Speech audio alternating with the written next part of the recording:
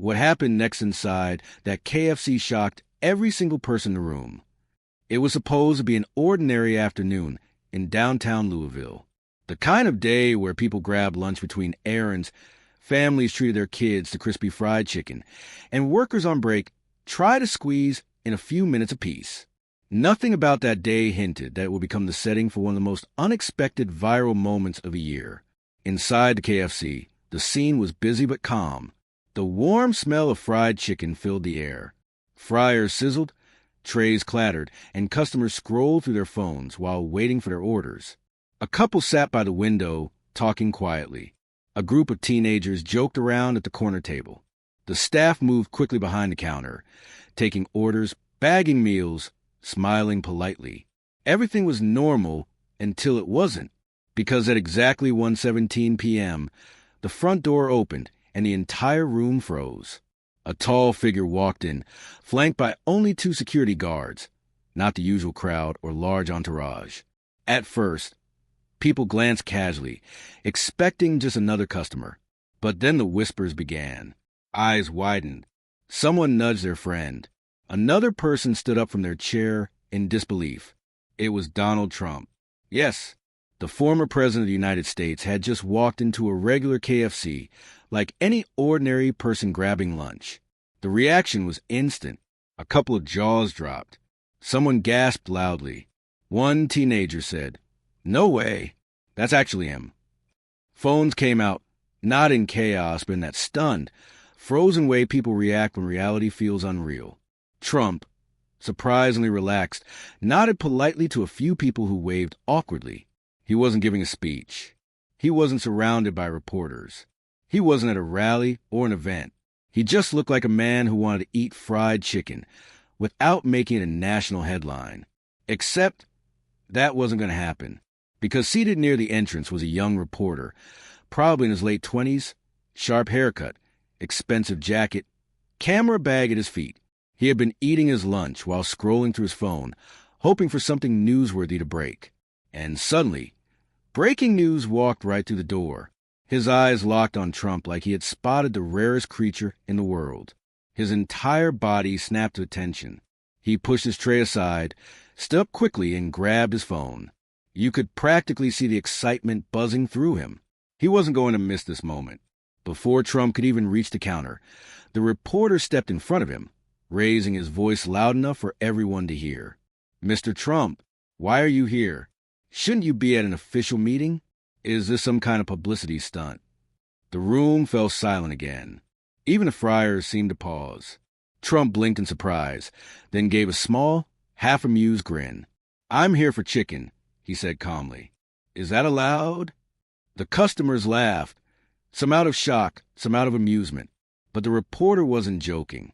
His eyes were intense, and his phone camera was already recording. "Are you trying to get attention? Is this staged?" he demanded. Trump sighed and shifted his weight. "Relax. I'm just buying lunch." But the reporter stepped closer, blocking Trump's path, eager to force a confrontation. His voice grew sharper and his questions faster. To him, this wasn't about lunch. This was a headline waiting to happen. People watched in stunned disbelief. A man trying to order food. A reporter desperate to turn it into drama. A restaurant full of witnesses holding their breath to see what would happen next. And little did they know, this was only the beginning. The moment the reporter began recording, the mood inside the KFC shifted from surprise to tension. The customers who'd been quietly eating now watched as if they had front-row seats to a breaking news showdown. Even the workers behind the counter paused mid-task. It felt like the entire restaurant inhaled at once. The reporter held his phone inches from Trump's face. "Mr. Trump, people are saying your visit here is staged. Are you doing this for publicity? For views? For sympathy?" Trump exhaled slowly, clearly trying to stay calm. "I'm here for chicken," he repeated. "That's it." But the reporter wasn't satisfied.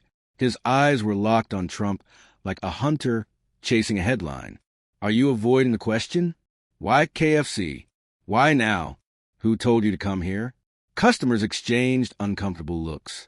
A mother pulled her 2 kids closer, so they wouldn't get caught in the argument. A man muttered, Bro, let the guy order his food.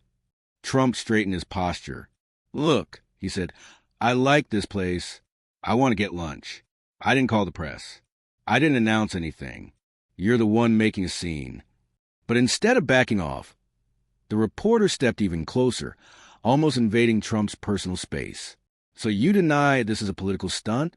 You deny this is a strategy to look relatable? He pushed. Trump didn't raise his voice, but the firmness in his tone was unmistakable. I'm not here to talk politics in a chicken restaurant. But the reporter didn't stop. This IS News, he snapped. You being here IS News. And the public deserves to know your intentions. Someone from the back called out, He's hungry. That's his intention. A few customers chuckled, but the reporter ignored them completely. To him, Trump being inside KFC wasn't a coincidence. It was a moment he wanted to spin into a confrontation, and he wasn't ready to let it go. Trump, taking a small step forward, said, Move aside. I don't want to push you. Don't block my way. But the reporter stayed firmly planted. No, not until you answer properly. People need clarity. Why are you really here? Trump rubbed his forehead in irritation. You're making this harder than it needs to be. The security guards positioned themselves slightly closer, not touching the reporter, but silently warning him. Yet the reporter was too determined, or too stubborn, to read the room. His voice grew more aggressive. You're dodging. You're avoiding transparency. Why won't you answer directly? This time, Trump finally snapped. Only a little. I already answered. You just don't like the answer. The reporter looked around dramatically, pointing toward Trump as if performing for an imaginary TV audience. See that? That's what I mean. He refuses real questions. He's trying to hide his motives. People rolled their eyes. One customer whispered, He's making a fool of himself. Another pulled out their phone, but this time to record the reporter's behavior, not Trump. The confrontation had reached a boiling point. The restaurant was filled with awkward tension. Trump wasn't yelling, but the frustration in his eyes was clear. The reporter wasn't backing down. People were uncomfortable. Kids were watching. Meals were getting cold. And just when it seemed like things were about to spiral out of control, someone completely unexpected stepped between them. Just when the tension reached its peak, when every customer felt the uncomfortable heaviness in the air, someone unexpected stepped into the middle of the confrontation. Not a security guard, not a manager, not even a concerned customer. It was a KFC worker. A young woman wearing a red visor, black apron, and a name tag that read Maya stepped out from behind the counter. She couldn't have been more than 20 or 21. Her hair was tied back neatly, and her hands were still dusted with flour from the chicken she had been preparing moments earlier. She didn't look intimidating. She didn't look like someone who wanted attention, but she walked forward with calm, steady confidence that instantly shifted the entire atmosphere. She stopped right between Trump and the reporter, her presence quiet yet powerful. Sir, she said to the reporter, her voice polite but firm, you can't block customers. Please step back. The reporter blinked, shocked that she of all people had stepped in. Do you understand who this is? He snapped. This is a former president. I'm doing my job here. This is an important moment. Her expression didn't change. She didn't flinch. I know who he is, she replied gently. And I know who you are. But this is a restaurant. People are trying to eat, and you're causing a disturbance. The room erupted into small nods and murmurs of support. People had wanted someone to say something, but no one expected it to be her. The reporter's face tightened. I have a right to ask questions. And he, she said, pointing calmly toward Trump, has a right to order his food. You can ask questions without standing in his way. An older man from the back shouted, Exactly. She's right. Someone else clapped. A mother whispered, Good for her. Maya continued, her tone still perfectly respectful. If you want to talk to him, do it from over there. She pointed to an open space near the wall, not in front of the register and not in front of other customers. The reporter looked around, realizing the entire restaurant was watching him. Not with admiration, but with disapproval. He felt the weight of dozens of eyes judging his behavior. Trump, surprisingly, didn't say a word. He just stood there, observing Maya with a small, thoughtful smile, as if impressed by her courage. But the reporter wasn't done. "You're trying to control the narrative," he accused Maya. "You can't silence the press." Maya shook her head gently. "I'm not silencing anyone. I'm just asking you to respect the space and the people in it. This is a fast food restaurant, not a press conference." Her calmness made the reporter angrier, but it also made him look unreasonable. She wasn't shouting. She wasn't rude. She wasn't emotional. She was simply doing her job better than anyone expected. One of the teenage customers whispered, "She's a legend." Another replied, "Bro, she's braver than half of Congress." Even Trump chuckled softly. Maya turned to Trump next. "Sir, you can go ahead and place your order. Don't worry. We got everything under control." Trump nodded with a polite smile. "Thank you. Appreciate it." The reporter tried again weakly. "You're letting him get away with—" "No," Maya interrupted softly. "I'm stopping you from interrupting everyone else." Her tone was not sharp, but its finality was unmistakable. Nothing more needed to be said. The employees behind the counter were frozen in awe. Customers were whispering and recording. Even the security guard stepped back slightly, realizing Maya had already handled the situation more effectively than force ever could. For the first time since the confrontation began, the tension melted. The restaurant atmosphere loosened. People breathed normally. The chaos that had been seconds away from erupting was suddenly gone. And it was all because a young KFC worker had the courage to stand up, not with anger, but with grace. No one in the room would forget it, and neither would Trump. As the tension finally dissolved, Trump stepped forward toward the counter, but before placing his order, he turned back toward Maya, the quiet hero who had just defused the entire situation. The room, still buzzing with whispers and excitement, slowly fell silent again as people realized something interesting was about to happen. Trump cleared his throat softly. "You handled that very well," he said, his tone surprisingly warm and genuine. Most people would have yelled or panicked. Maya blinked, a little stunned to suddenly be the center of his attention. She wasn't used to speeches or cameras or famous people thanking her. She was used to handling spicy, crispy chicken and customer complaints about missing sauces. I was just doing my job, sir," she replied nervously. Trump shook his head. "No, you did more than that. You handled a difficult situation with calm and maturity. That's rare." The customers nodded in agreement. Even the security guards exchanged impressed glances. The reporter, now standing off to the side but still fuming, could only watch as the moment slipped from his control. Maya gave a shy smile. "Thank you, but really it's nothing special." "Trust me," Trump said with a small chuckle. "After everything I've seen in politics, this is very special." The room broke into light laughter. Then, in a surprising and human moment, Trump glanced around at the staff who were now peeking over the counter with wide smiles. "You all work hard," he said, "and I appreciate that." One of the workers whispered excitedly, "He noticed us." Another girl near the drive-thru window giggled. "This is the best shift ever." Trump stepped back toward the counter and finally placed his order. A bucket of original, extra crispy on the side mashed potatoes, and a large sweet tea. Maya typed the order into the register, her hand still trembling slightly. She wasn't scared, just overwhelmed by the strange, unexpected chaos of the day. But Trump wasn't done. As she handed him the receipt, Trump leaned slightly closer, not in a secretive way, but in a respectful, friendly manner. "People like you," he said, "keep things running in this country.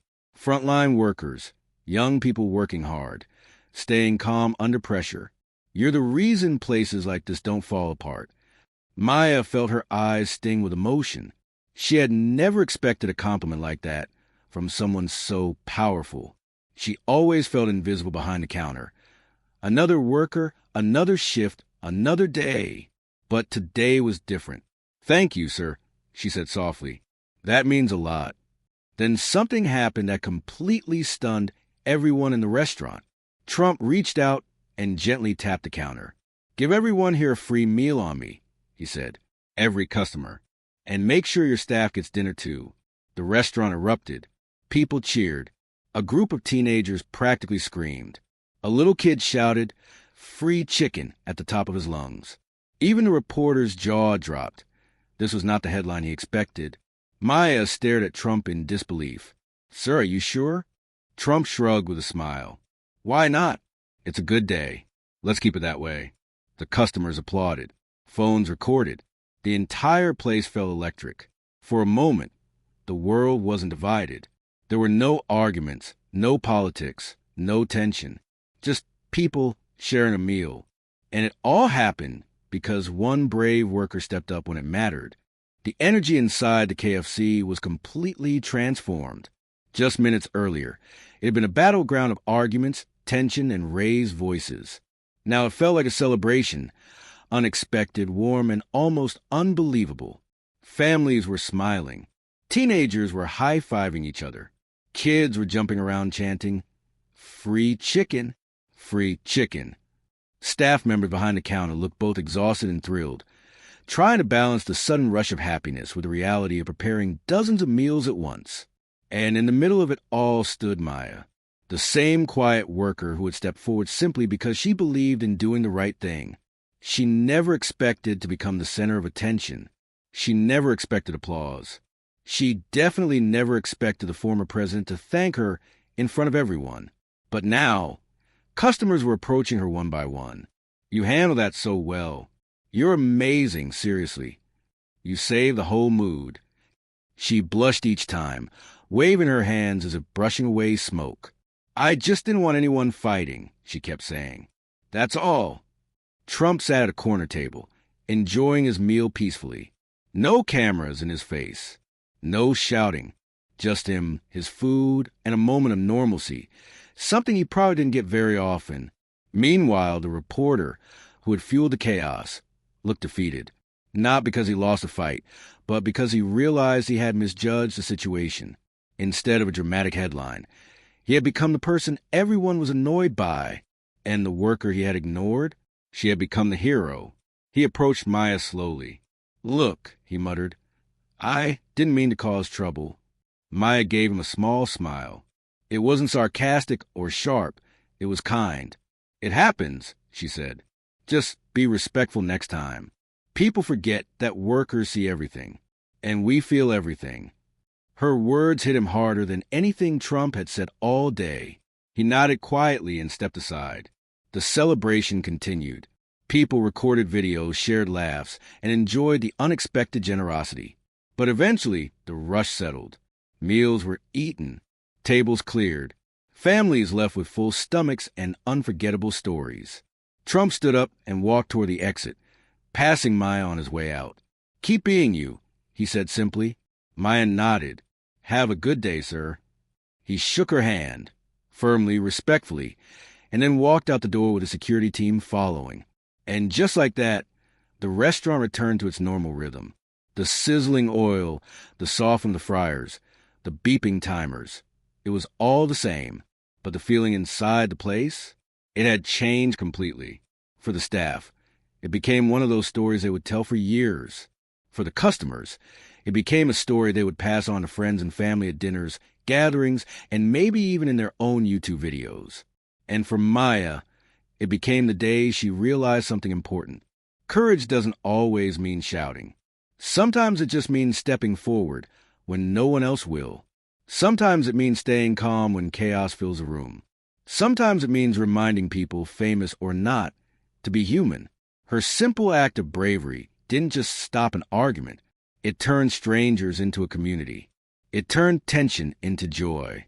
It turned a normal work shift into a moment the world would talk about.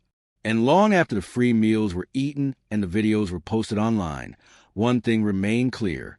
A quiet worker at a KFC taught everyone what real leadership looks like.